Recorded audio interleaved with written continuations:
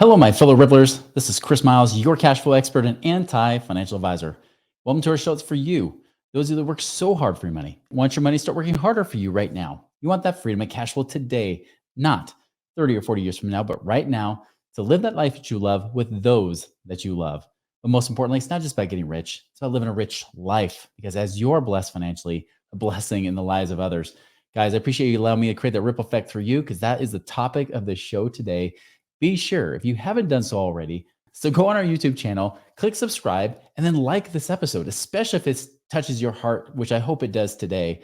Like this episode, share it with others, give them the best Christmas gift ever, which is a ripple effect in your own life and the lives of those around you. Please do so and check that out today. Chris Miles was able to retire twice by the time he was 39 years old. But he's not content to just enjoy his own financial freedom and peace of mind. Chris wants you to have your own ripple effect so you can live free today. He's not the financial advisor you expected. He's the anti-financial advisor you deserve. He's jumping behind the mic right now, ready to make waves. Here's Chris Miles. Okay, guys, I want to wish you first a happy holidays. And of course, for those of us, Merry Christmas as well. Happy New Year coming up. I really want to talk about a subject that's important to me. If you're on our email list, and if you haven't done so, go to moneyripples.com, subscribe to our email list. It's great. If you've taken the passive income calculator, you're probably already on our email list, or you got in your ebook or anything else. But we've actually been doing kind of this 12 days of Christmas, right? And this one was really important to my heart. I want to make sure I gave you something this season. And I'm not going to go through all the emails and different stuff that we gave in that sequence there for you guys. But I do want to talk about how you can create your own ripple effect. What is that gift of creating a ripple effect? Because this is something I don't want you just to carry through you during this holiday season. I want this to be something that affects your life forever. That's something that really blesses the lives around you forever.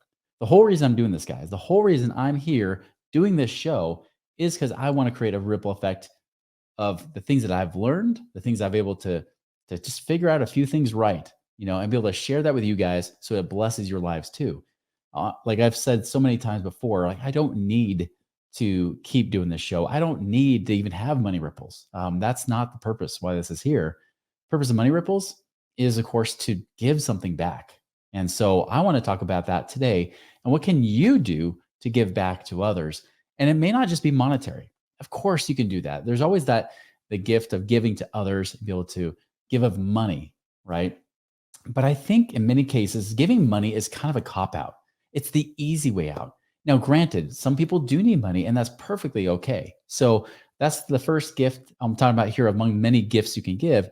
Yes, you can give a monetary gift, and that's awesome. But just understand that sometimes the best gifts don't require any monetary exchange. Sometimes the best gifts, in truth, actually have more to do with who you give of yourself. All right. So I want to go through some of these together with you today because I want this ripple effect to keep going strong for you throughout the rest of your life. And I want this to be something that catches fire, something that everybody, that's ultimately what we want to do here. All right. So the first gift here is the gift of candor, right? Sometimes the best thing you can do, especially for those of you they're willing to be bold, willing to be honest, right? Sometimes the gift of candor can be amazing. Someone who could be bluntly honest. I think of my friend Doug, to give him a special shout out. He was the one that got me to question what I was doing as a financial advisor. He was the one I trained to be a financial advisor. He left to go do real estate investing. And then when I'm calling him up to wish him happy holidays and a Merry Christmas and Happy New Year's, as I'm calling to talk to him to see how he's doing, he's like, Chris, my life is amazing. It's great right now. My dad and I have partnered on some real estate deals. We've doubled his income as a professor at this local university. And in my mind, that just did not compute. And maybe for some of you, if you're just joining the show now, maybe that's the case, right? For those that are our VIP clients, those that are really our VIP ripplers, right? They get it. But for me, I was like, wait a minute, I'm a financial advisor here. There's no way that in a matter of months, he's able to, quote unquote, get out of the rat race, right? He's able to essentially become financially independent. And And so we created this little debate between us back and forth about what's better, stocks or real estate. And he finally stopped me and said, Chris, how many of your clients are truly financially free? I'm like, what do you mean? Financially free, where they don't worry about money. Because one thing to just be retired. He's like, but I know there's another thing to be retired and not worry about running out of money. I said, oh, well, if I look at some of the retired people I have that are clients of mine, even ones that I've inherited from decades of financial advisors, from their experience, none, none of them are. Now I had to be honest with myself. So at least I gave myself a good gift to be honest, right? Even though I was a little fired up, my ego had to take a hit. Then he, of course, put the nail in the coffin. He says, well, Chris, how many of you guys as financial advisors are financially free? Not off the commissions you're earning. That's a big key factor because many of my friends are financial advisors, as good intentions as they are, they're stuck in that career because they're making tons of money off of the assets under management or commissions or whatever it is.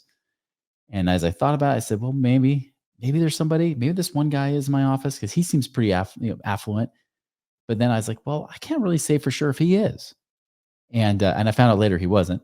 But I remember thinking about guys who've been working there since the late 1970s. And I said, well, none of them, probably none of them. Maybe this one guy is, but I'm not so sure. He says, Chris, that's your problem. And so he was willing to call it as it is. And because I was willing to listen, guys, he changed the course. One of these days, I got to be able to get in contact with Doug again just to bring him on the show and just get his perspective. But that'd be an awesome gift for me and for you. But I'm kind of curious to see what he's up to nowadays, actually. But I mean, I'll tell you, that was a huge gift for me because he was willing to be brutally honest. He wasn't just like some other people that just to save on creating some, really some conflict. Some people will avoid the conflict and just not get into it with me, right? They just would say, okay, whatever. Good luck, buddy. You're the same old, financial advisor that everybody else talks about. Well, that woke me up. That got me to do something different. So definitely a big shout out to Doug there for that. The next gift I'll talk about is the gift of service, right? I'll tell you, when I was going through my roughest times, when I could not afford to give money, I'll tell you one thing that's interesting. I still tithed tithed my money, even though it wasn't a lot of it. I still gave at least 10% to like my local church. I was able to do that, and I did that because that's a true principle of giving, right? It's kind of that expression of faith that I know always comes back. But I didn't have other money other than that. I was out, and so I learned though that service is often free. Now it requires my body, my mind, my spirit, whatever it might be. But serving others often doesn't require any monetary exchange. Giving of our time, I think, is actually harder to do than giving of my money. But it took me going broke to figure that out because, I remember, being so broke that I couldn't afford to pay the bills. And so I would try to do other things. I wanted to create what was called karmic debt, right? I wanted to create so much karma that it had to come back to me. So I remember I was like, man, I'm going to, if I remember at that time I was on welfare and even my local church, even though I was giving to them, they were also giving back a little bit back to me too, during those hard times. And so I would go and offer to clean the church for free. Really it wasn't for free because they gave me a lot more than I ever gave back. But I offered to clean the church, willfully. I felt like I had to give some sort of value back, of course. But then, if it snowed, I would shovel my neighbors' driveways. I remember one Christmas, I literally shoveled 12 driveways, including my own. Needless to say, I needed the gift. That was a back massage. That was the gift I needed after I was done. But it felt so good. It felt so good to give, right? And sometimes just doing those little unexpected things, those little things for other people just makes a big difference. So how can you show up to serve somebody else? It might just be, a listening ear, right? It might just be listening to somebody, just offering some help, some advice, a friendship or whatever it might be, which actually leads me to my next one, which is the gift of friendship, right? Having that gift of someone who's willing to be that friend, just like Doug was for me, willing to be honest, willing to put you in your place when you need to be put in your place, but also not to judge you.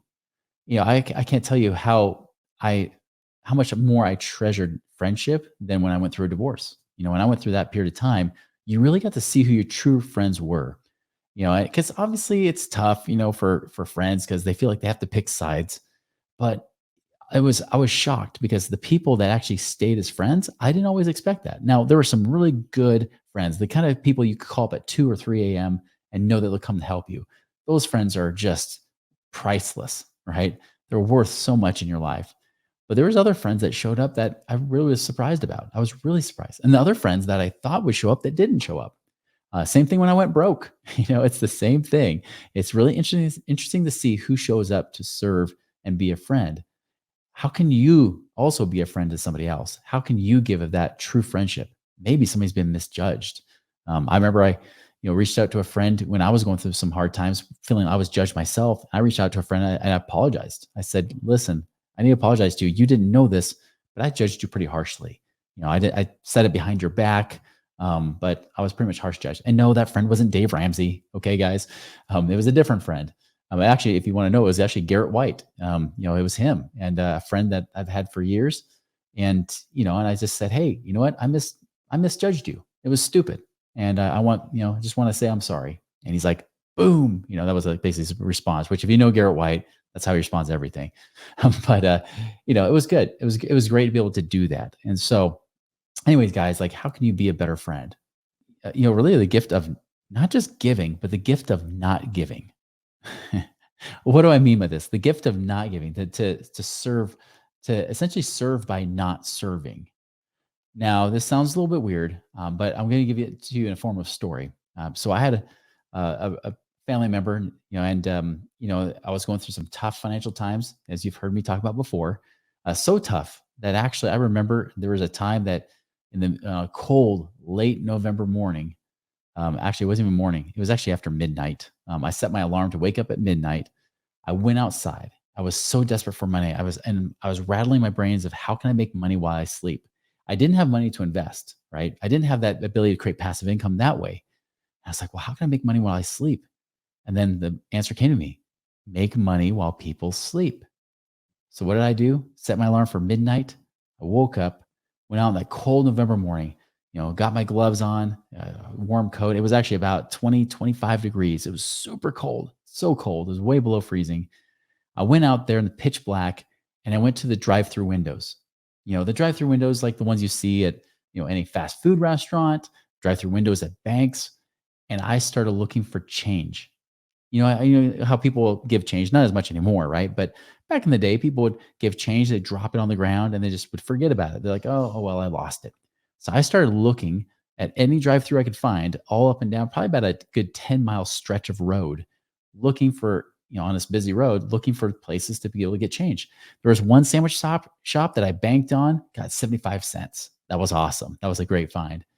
Some of them, it was so cold and they got driven over so many times that sometimes we're stuck in the tar that was in the concrete of the drive-through. So I'd have to like dig in with my fingernails so that my skin was literally like peeling back from my fingernails. You know that feeling when your fingernails like gets pulled back a little bit and it stings because you got something under that fingernail. That's what I felt. And so, anyways, I came home at 3 a.m. and I counted my change.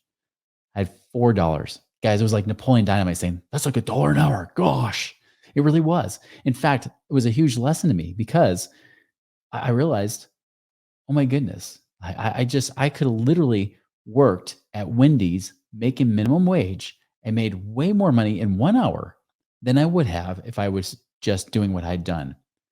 And it was a big wake up call to me. And see, that was the kind of desperate situation I was in, guys. I was literally looking for change. Well, I had a family member. He was affluent. He had a lot of money. He was kind of like the position I'm in. Maybe not quite there like where I am now, but definitely not hurting for money. I remember asking for money. He had already given us some money, and I came back a second time, and he said, "Chris, I'm going to do you a favor, and I'm going to say no. I'm not going to give you this money." Now, in my mind, I was just like furious. I wasn't trying to show it. I'm like, well, why? But I was like, what? Come on, you've got money. I don't. Help a brother out, right? He's like, no, I think the best thing for you right now is to solve your own problem. You need this. So I'm not going to help you. I wish you the best, but I'm not going to help you. And I was so mad afterwards because I felt so entitled to that money, which it was so dumb. It wasn't true, but I was just desperate, right? Obviously, it was desperate times. Best thing he could have done was doing that. I had to man up. I had to figure my stuff out. And that gave me resources and tools to allow me to essentially teach you guys what you're learning today, right? Not just about passive income, but even when I talk about the cash flow secrets, like the kind of actually a program that we're launching this month, the cash flow secrets, or what were those things that I learned that I was able to take and apply and get resourceful. That is the kind of gift that I'm telling you, money couldn't buy it. In fact, it didn't, because my brother-in-law refused to give me that money. And that was the best thing he could have done for me. Sometimes the best gift you can give to somebody is to do nothing. It's just wish them the best, offer support, maybe encouraging word, but tell them, you know what, you need this. You need to figure it out. That struggle is what you need. So that's the gift of not helping. Now, along with kind of the gift of friendship, I want to express the thanks of the gift of mentorship, right? Having a good mentor can mean everything, right? That person that is your guide, kind of like my brother-in-law was to me. He was kind of a mentor in a way, because he knew what it was like to struggle as an entrepreneur. He had been one himself. He said, you know what, Chris, you need to struggle. You need this. Sometimes mentors do a great job there. They also can help clear roadblocks by helping you avoid some extra pain too. The thing is, my pain would have been extended had he given me money, right? Had he just given me money, then I would just extended the problem longer. I wouldn't have learned the lesson. He let me get that harsh reality, kind of going with that gift of candor, right? That gift of being a mentor is everything. Can you be a mentor to somebody else? Can you offer that guidance? Have you already been there? I mean, this is why we coach people right now, is that we coach the things that we've done ourselves to help people get out of the rat race. And we've seen the light, we've seen how to get there. Now we're just passing along and teaching it back to you guys too, right? To have that financial freedom, that time freedom to get your life back. That's the big thing. So having that mentor in your life is critical. All right, the next one, I want to do a big shout out to my team, a gift of a team, having those people around you to help support you. I can tell you this, the team of those that are right now producing this episode, that are helping me get this out, the teams that are creating shorts, if you're watching the short here, the team that actually helps us to, even launch our website or have our website update, and offer help, having a team. I have, guys like Craig Feldemeyer, who's, coaching our clients, right? He's offering that help and support. We also have the Wealth Accelerator Academy. We have people like Danielle Hollenbach, who have had on the show as well, who's also helping as my chief marketing officer, and many other people on my team, Leah, Raphael, all you guys, even other people that are ancillary, that helping outside of it. Parker, he's done a great job in our team as well. And many of you guys that we've contracted that I can't even count, right? Even Video Power, shout out to you guys for doing our YouTube videos. That kind of support, that team is so important, because what I've noticed is that when you have that team around you, this is coming from a guy who's kind of the lone wolf in a lot of ways. I mean, I was a lone wolf even just a few years ago. Heck, I was doing this podcast. I was producing these all myself up until we started doing video episodes, which was really 2020. Up until 2019, I was producing all these myself. I had no VA. I had no support really, other than, the occasional here and there, like on the life insurance side. And that was it. And that's fine. If you choose that path, there's nothing wrong with it. I enjoyed it, but I can tell you, having a team, to support you and surround you and to help remind you what's important. And sometimes they call you on your bull, to be honest, to kind of keep your eyes wide open. A big shout out to my wife, who's the number one team member and mastermind in my life. With her, I mean, if, honestly, she calls me on bull all the time, has no fear of that, does not ever want to pander to me at all, ever. But she does hit me where it counts, keeps me humble, keeps me growing. And so a big shout out to having that team around you. Can you be a team member to support somebody else? Do you have a team around you too? Having that gift is really priceless. It really is. Okay, last few here. Gift of talents. The talents that you have, right? We talk about divine genius, like in the Wealth Accelerator Academy. How do you use those talents to serve others? This is why I'm here, guys. I love teaching. I love serving. I love helping. And I just happen to figure a few things out in the financial world that I figure I need to share, right? Now, I'll tell you, I didn't always feel that confident. I wasn't always this, able to figure out things financially. I actually wasn't that smart as a financial advisor, but I was smart enough to get out and follow other people's advice that were smarter. And that's been some of my talents, is that I'm often willing to look at and see patterns, right? I see patterns.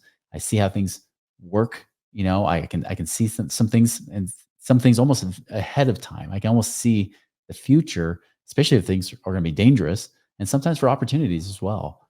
I also love teaching, which is why I'm here doing this. So that passion, that love of teaching, that love to serve others and help, and even build a better mousetrap. I always like to try and improve on things and make it better. Just happen to combine all to be here right now, which is why I'm trying to create that ripple effect through you guys, right? Is that ultimate, like taking all my time and my talents and infusing that into the show, into our coaching programs and everything else to ensure that you guys get the absolute best results, that your lives change. This became apparent to me, especially as I started really coaching and finding that, when I talk about divine genius, is what's that unique strength, combination of strengths, passions, talents, your values and everything else. It kind of becomes one. It becomes part of your mission, right? Part of the mission that you have. And I remember when I was working for the previous company I was working with before I did Money Ripples, I helped start the predecessor to Wealth Factory with Garrett Gunderson. And I remember that there were so many people that got benefited. But before that, we struggled, right? During the recession, we almost went out of business. It was rough. Even Garrett White, I mentioned him earlier. He left the business. He went to do his own thing. And it was just Garrett Gunderson and I and a few other people working in that company. And that was it. And I remember all the things I was suffering and struggling with. Talking about all these gifts, right? Even the gift of hardships and trials and obstacles in your life, those roadblocks. Those are the things that make you stronger. And if you could take those things and use it to serve other people, where my pain became other people's gain, essentially, right? No pain, no gain. Well, my pain is becoming your guys' gain. Well, I started creating a whole cash flow process when I was over there. And so many people. I mean, there was a guy that I remember we saved him on taxes with partnering up with a good CPA. And next thing you know, he's saving $60,000 a year. That's $60,000 a year. The guy literally cried, right? And on average, those people found about 34,000 or so a year, that we're able to free up, doing nothing with passive income, just freeing up cash. Now, flash forward in about 2011, there was a couple I was working with that really impacted me dramatically. In fact, they're the inspiration. They were the people I saw in my mind when I created the name Money Ripples. This couple was, out in the central states, and he's a chiropractor. He was working his tail off 6 days a week, Monday through Saturday, just working to the bone. And then by the time he got to Sunday, he just wasn't available. He really just wasn't. I mean, he's a great father, great husband, and very faith-based man, but he just was exhausted. And so when we started to look at his stuff, especially with their debts and things like that between their practice and personal life, we found out we could do some things and make some maneuvers in their finances that freed up $6,000 a month. What did he do with that first $6,000? He bought a four-wheeler, right? Dave Ramsey would be so pissed, right? He'd be so mad. He's like, you bought a four-wheeler with that $6,000? You should have paid off more debt, or you should have, put in your crappy 401k or mutual funds, right? He would have said something like that. No, they bought a four-wheeler, a $6,000 four-wheeler that first month. But the thing that touched me the most was what his wife said. She said, Chris, that four-wheeler was our best investment we could have ever made. Because one, with that freed up money, we were able to get him to he finally felt like he had permission to stop working so hard. So now he's only working till really 4.5 days a week. Like he stopped working as much. He even takes off the weekend. He's like, we get our husband back. And what do? We go four-wheeling each weekend. He takes the kids and they go four-wheeling. She's like, Chris, understand? Not only did I get my husband back, my kids, they got their father back. That's the ripple effect that I'm here to create, guys. That's why that's where that image in my mind and that ripple effect in his family and what that does for his kids, what that does for the community, and ultimately what that can do, create a ripple effect, that butterfly effect that can go across the worldwide. That's where Money Ripples came from. That was the inspiration behind this. That's why I had to get that name. And it means so much to me. This is what drives me personally to keep giving back. This is why we do this. This is why we don't charge for the show, right? This is why you get this. It's because we want to give it back. And that's the gift of talents. How can you use your talents to bless more lives? How can you use your experiences, even if they're painful ones? Can you use it to help guide and direct other people? Can you be able to be a blessing in their lives? There's so much you can give. Last but definitely not least, I want to give a special thanks of gift of faith, right? Faith is ultimately what helped pull me through these things. That it's almost like even when you're running on empty, you can still run on those fumes of faith, right? That get you through those hard times.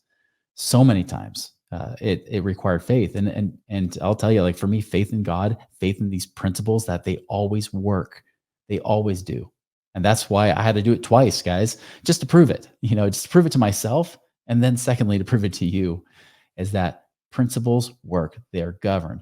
And I want to share this last little thought here for you guys. There we go. Okay, this is actually in the Bible, and in Matthew 25, and Christ is speaking to the people, and he's given his little analogy, especially talking about sheep and goats and everything, and then he shares a story. He says, "Then shall the king say unto them on his right hand, Come, ye blessed of my Father, inherit the kingdom prepared for you from the foundation of the world. For I was an hungered, and ye gave me meat. I was thirsty, and ye gave me drink. I was a stranger, and ye took me in, naked, and ye clothed me. I was sick, and ye visited me. I was in prison, and you came unto me." Then shall the righteous answer him, saying, Lord, when saw we thee an hungered, and fed thee, or thirsty, and gave thee drink? When saw we thee a stranger, and took thee in, or naked, and clothed thee? Or when saw we thee sick, or in prison, and came unto thee? And the king shall answer and say unto them, Verily I say unto you, inasmuch as ye have done it unto the least of these, my brethren, ye have done it unto me. Guys, this is ultimately this season of giving, right? Giving of yourself, not just during the holidays, all year round. How can you be able to serve not just the great, but even those that you may not know that it blesses their lives? That's what we're here to do. This is what it means to be a rippler. If you're not going to be a person of this nature, then great. Don't be a rippler. Go do your own thing, live your own life and your own little self-centered, fun life, right?